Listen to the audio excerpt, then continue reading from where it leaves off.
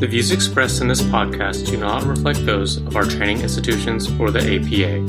The information discussed is for educational purposes only and should not be used for diagnosis or treatment. Enjoy! Hello, and welcome to the American Journal of Psychiatry Residence Journal podcast. I'm Barrington Hwang, one of the media editors, and currently a resident at Vanderbilt in psychiatry.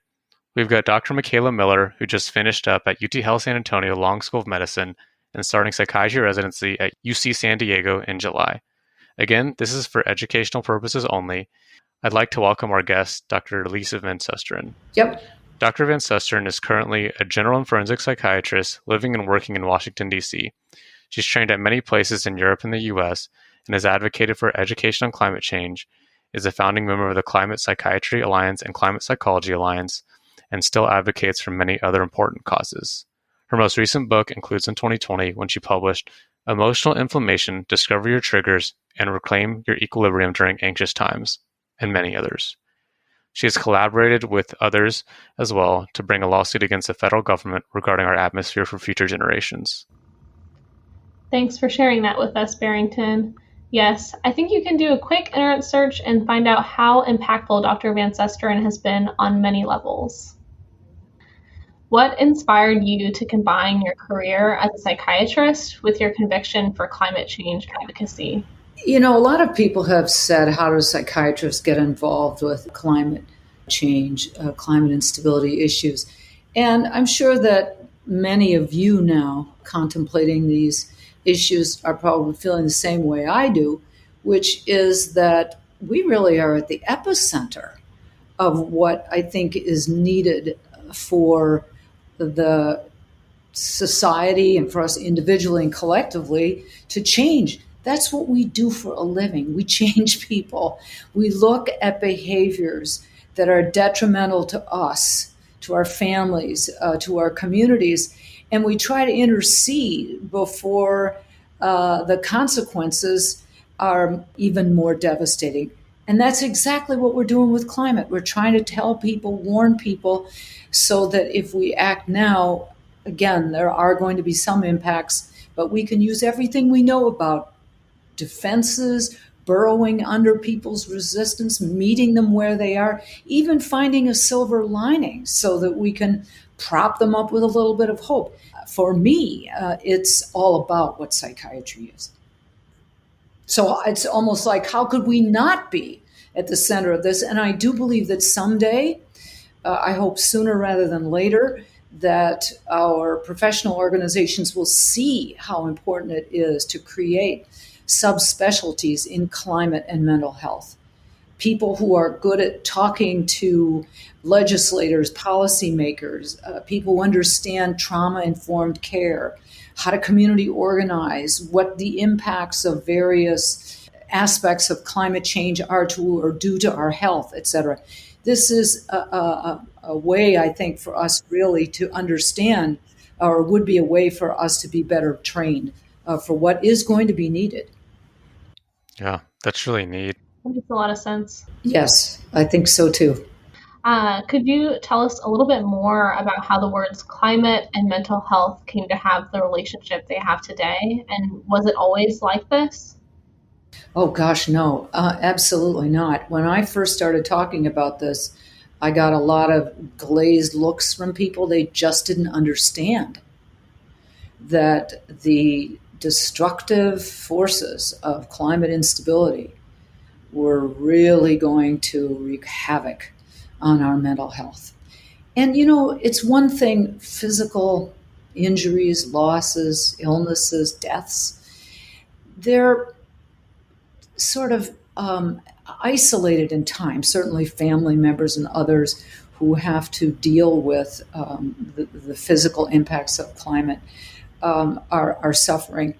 But what you have with the mental health toll, the emotional toll, is something that is experienced even so very far away because of the empathy that we have looking at other people's suffering.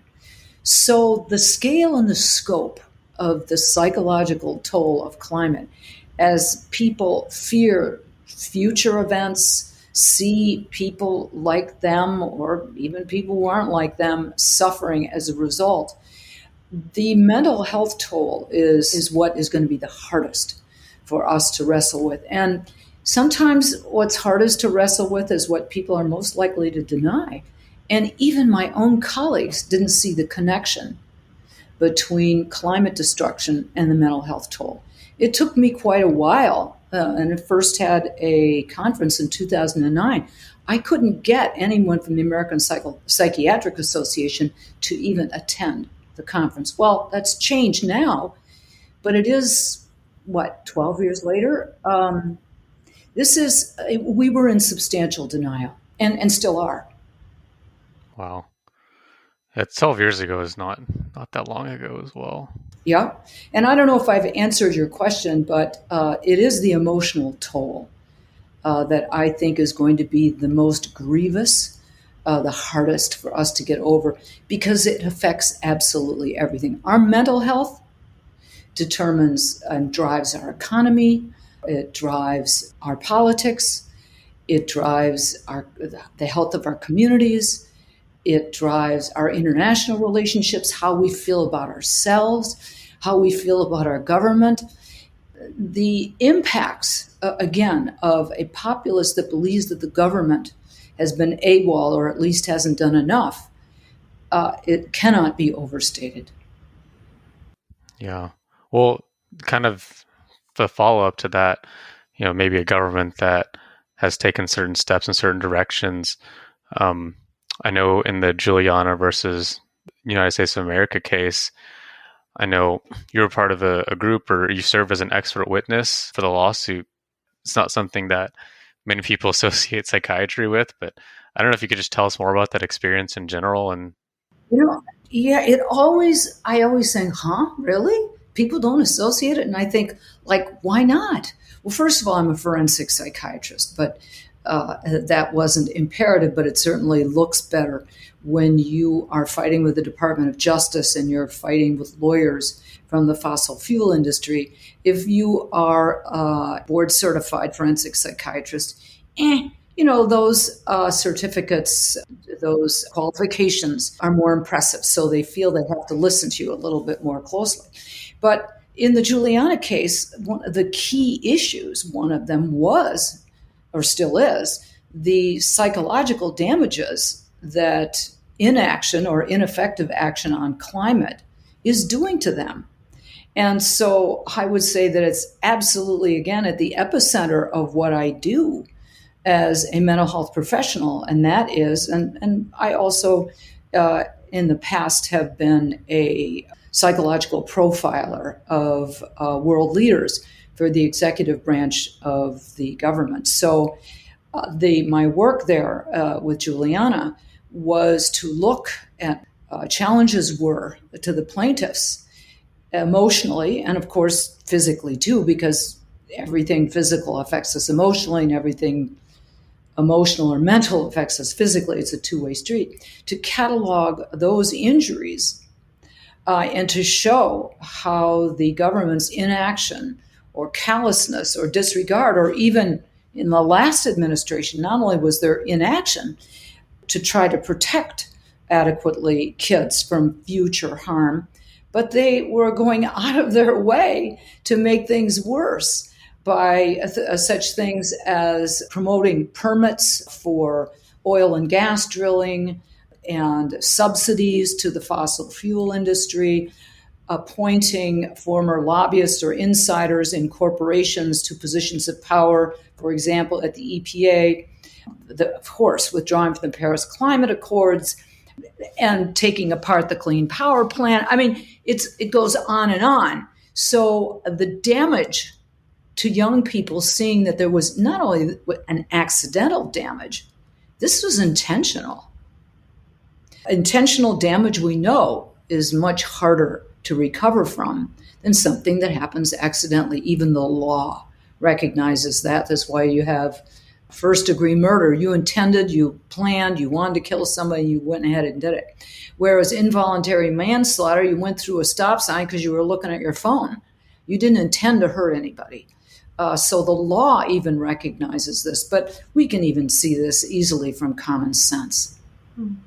In preparing for this conversation, I noted how impressive your background is in politics and organizational leadership. So, what are some ways for other physicians to get involved in climate advocacy on the political or legal front? So, tons. There are many ways to the top of the mountain.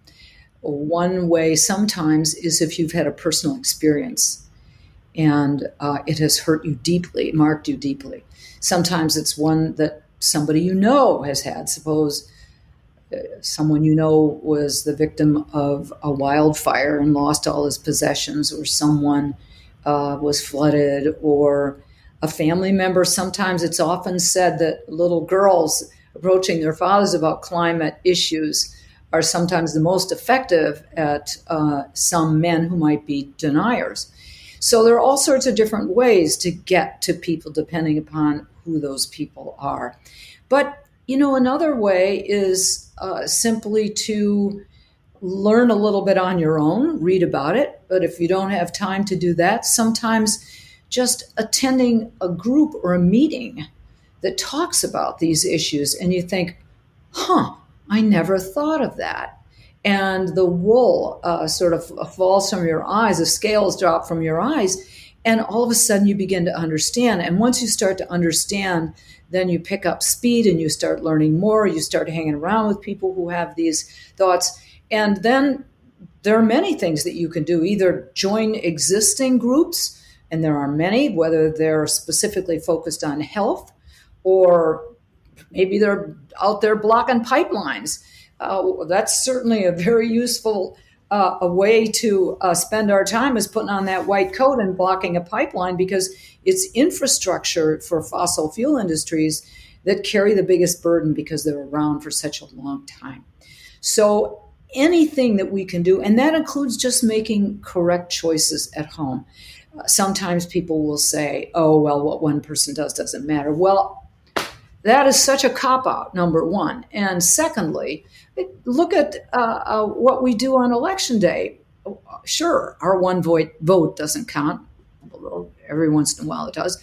But the votes aren't counted individually. They're counted collectively. So it's our collective voices that drive markets, that drive really the establishment of social norms. If you've got solar panels on your roof and you tell your neighbor you haven't paid an electric bill in years, you don't have to say a word about climate. He's influenced. So it can be big, it can be small, it can be in medicine, it can be outside of medicine, it can be formal, it can be informal. The main thing is just to take that first step. Yeah, I think that can be really tough for some people. It seems like such a big thing to do, but even just going to a group meeting or talking to someone about it just opens up the conversation. Mm-hmm. Could you tell us more about some of the organizations? I know the Climate Psychiatry Alliance and Climate Psychology Alliance, very close sister organizations. Could you tell us a little bit more about those and other ones? Yes. The idea of forming a group is certainly nothing novel, but our inspiration was the Climate Psychology Alliance in the UK. The group there is really very, very sophisticated, and they have the good luck to be just a short train ride away from each other. Whereas here in the US, of course, we're spread out across the country. But they were sort of our inspiration. And then a few like-minded psychiatrists on the one hand, psychologists on the other, began to meet. And gosh, it has just been such a wonderful experience because, nobody can do everything, but everybody can do something. But when you put your voices together, now there's a wonderful saying, if you want to go fast, go alone. If you want to go far, go with others. And the work with others, and we have our quirks, we have our little disagreements, and once in a while we chatter behind each other's backs, even though we're psychiatrists and should know better. But as a rule, we have been extraordinarily respectful of each other and profoundly grateful to have the solidarity that comes from people who feel the same way that each one of us does. and is willing to spend time giving hours and hours of free time to try to carry this message to our professional organizations, to journalists, and to the public. And what a great gift and a luxury it is to be hanging around with, for me, these kindred spirits who are very well educated, passionate, and really dedicated to this, to doing whatever they can. And speaking of the Climate Psychiatry and Psychology Alliances, I saw that one of the resources published is a directory of climate-aware mental health professionals. Could you expand on what climate-aware psychotherapy entails?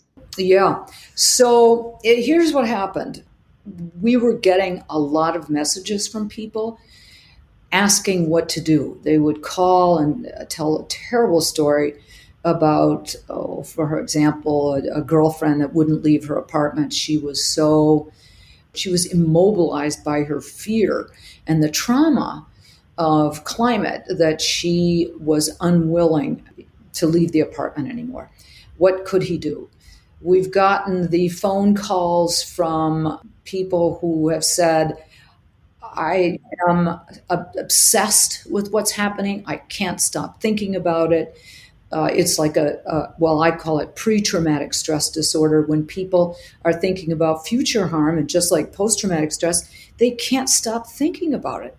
They don't know what to do. Their family members will complain. They don't want to listen to them anymore.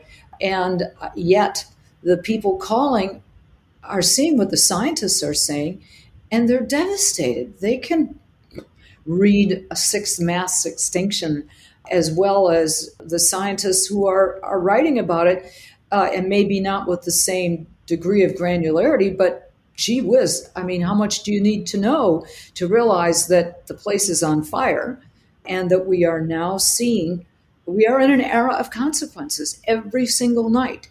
There are disasters, climate disasters that we see on news feeds, on television, etc. And we know this is just the warm-up period.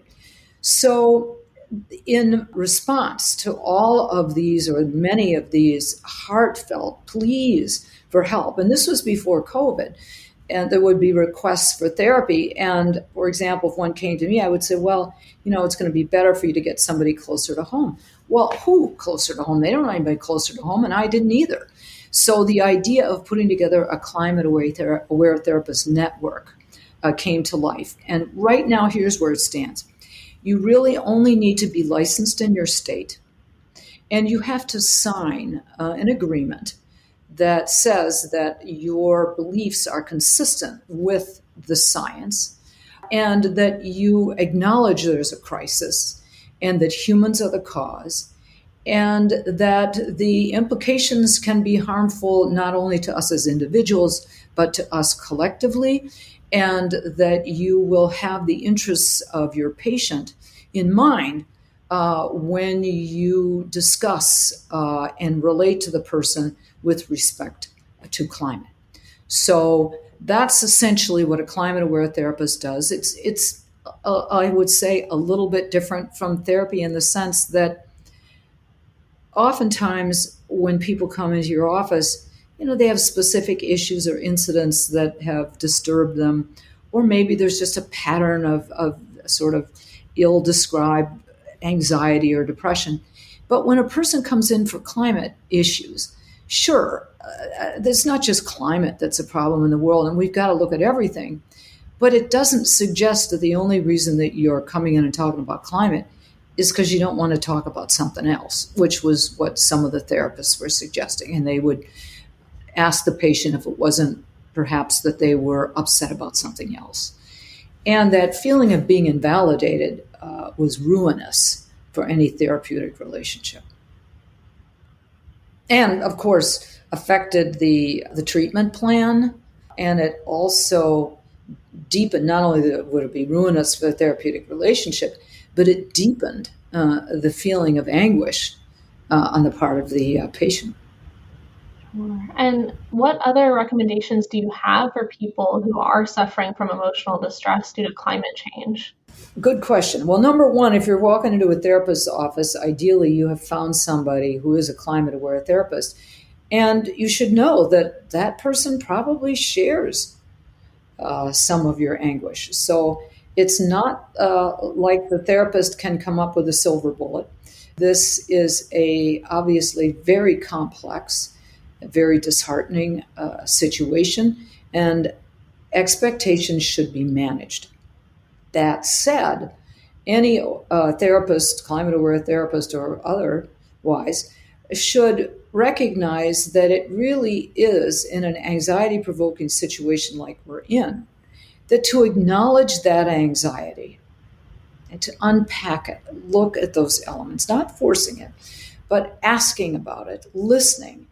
And once the period of acknowledging and witnessing and listening to where a person is, that the therapist is extremely helpful if he or she has the wisdom to say, okay, that's where we are. Now let's segue to what are the things that we can do about it.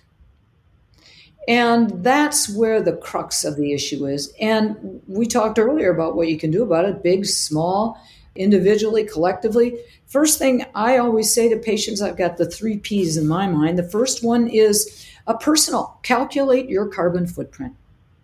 What are your carbon emissions? Make sure that your conscience is clear, that you have done everything you can to reduce your carbon footprint, and what you can't reduce, you can offset.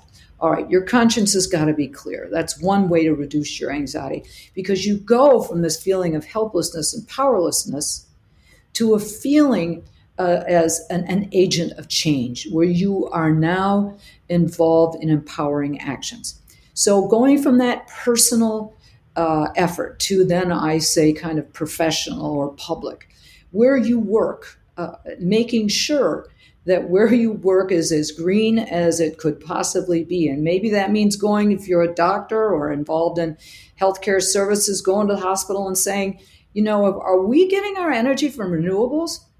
And hey, I've been in the cafeteria lately, and boy, not much of a plant-based diet there, yet we know how bad, let's face it, meat consumption is for our health, for animals, and for the planet.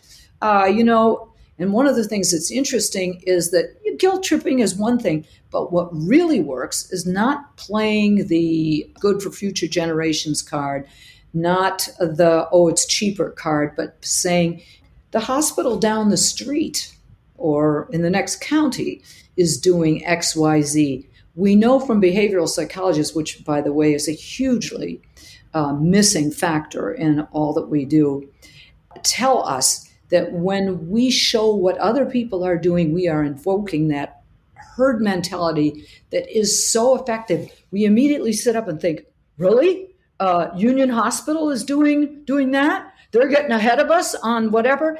These are some tricks that we know are exceedingly effective in getting people to change. You don't have to say a word about climate. All you have to do is say Hospital B has really now only used renewable energy, organic products, and all the rest. Boy, does that get people going. Future generations, that argument, not so much. So there's that. Then politically, the idea, notion, charge for us to look at candidates running for office and selecting as our litmus test is, what is your attitude about climate? What are you prepared to do to protect us and future generations from climate disruption? And that should be your litmus test. And of course, you can not only bird dog those candidates and check them out in where they are running for office, but you can go door to door for them. And in this country, it's you can freely run for office yourself. I highly recommend it, whether it's local government, county councils, Board of Education, whatever it is, our voices are needed. So you mentioned food, and I have a special interest in sustainable, healthy eating. And so I saw that you are the founder and CEO of Lucky Planet Foods. And for our listeners, this is a company dedicated to providing low carbon, plant based, healthy food for sustainable living. And we kind of alluded to this earlier in our conversation, but what is the value and impact of making these individual level lifestyle changes to promote environmental sustainability if much of global warming stems from larger scale systemic issues? Well, that's the whole point, though. And that is that I thought I saw you nodding when I mentioned the hospital cafeteria. You've got people every day going in saying, I noticed there aren't any plant-based options today. And there haven't been all week. And I see you've got that big hunk of pork. And again, I'm sorry if I'm offending people, but it really is important to say these things. And again, I'm not pure. I do my stuff, so please understand that I'm not trying to present myself as some saintly example. But we do need, and the UN has said that to save ourselves with 7.5 billion people on the planet, we have got to transition to a plant-based diet. So going in day after day, people saying, hey, where's the plant-based alternative? What you have is the cumulative toll. Those collective voices ultimately yield change.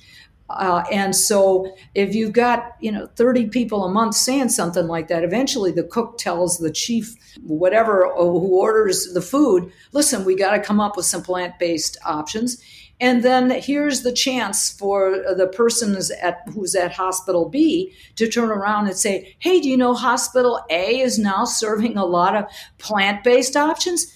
That's how it grows. It grows exponentially, oftentimes because a small band of loudmouths, people who are passionate, make noise, make waves, and they really do inspire other people. And that's how you get change. Yes, that does not mean that we don't need Congress to be passing bills that assure renewable energy sources, that assure that there are benefits for businesses to be green or to be carbon neutral or to at least have sustainable practices, et cetera. All of that is a given and it's stipulated. But once people on the ground, grassroots, start engaging in behaviors like this, then you start getting them committed. And that helps them to say, well, I've got a choice here with candidates, candidate A and candidate B. I've been making some real contributions myself. I planted a garden, gotten a hybrid car, et cetera. That really does reinforce your own interest in making sure that other people are making wise choices too. So what we do, there's a wonderful saying, not everything that counts can be counted. And this is an example sometimes where our individual choices, you can't always see the impacts, but they're there. Yeah, very true. I feel like some people like to count the beans and bean counters, and sometimes it's not just the beans that matter. That's right. Yeah. And let's also add, and this is kind of a pet peeve of mine, is that not everything that is counted counts. For instance, I see a lot of people trying to do papers, research on this, research on that. And we really have to ask ourselves, okay, planet's burning down, all right? We know it. So what is the value of knowing whether it's 26.7% who are deeply anxious, frankly, or 35.2? It doesn't matter. What we need to be doing now is changing attitudes. We need to be working with behavioral psychologists to learn how to change attitudes, not continue to measure the problem. I'll give you an example. A very good friend of mine who's an expert on coral reefs of Huff Goldberg in Australia has said that some of the research, he said it's like rearranging the deck chairs on the Titanic to get a better view. So we have to ask ourselves practically every single day, of what benefit is the work that I'm doing? Is it just so I can get something published in a journal? which other people don't read, but I need because my college or university insists. If that's the case, then we need to turn to these colleges and universities and get other faculty members together and say, damn it, we want to have now activities that bring us out into the community so that we can help communities change, to work with them, to listen to what they need, and to bring our vast resources to help with practical solutions. We want solutions, not reports on the problems. I really appreciate you making time for us. I know you've got a lot of things and family and all these other neat stuff going on in life. Well, I appreciate you very, very much doing this, because this is precisely where the word starts to spread.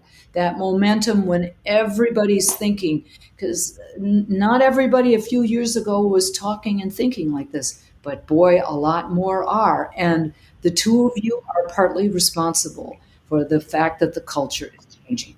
So thank you. Your activism is not only exceedingly important, but it's deeply appreciated. Again, we appreciate your time with us, Dr. Van Susteren. We think your impact is invaluable. We appreciate you listeners as well for listening to the American Journal of Psychiatry Resident Journal podcast. If you have any suggestions or topics you'd like to see, come interact with us on social media. We have Facebook, Instagram, Twitter, and YouTube with American Journal of Psychiatry Residents Journal. If you liked us, go ahead and rate us 5 stars. Go ahead and click subscribe as well. We look forward to tuning in next time.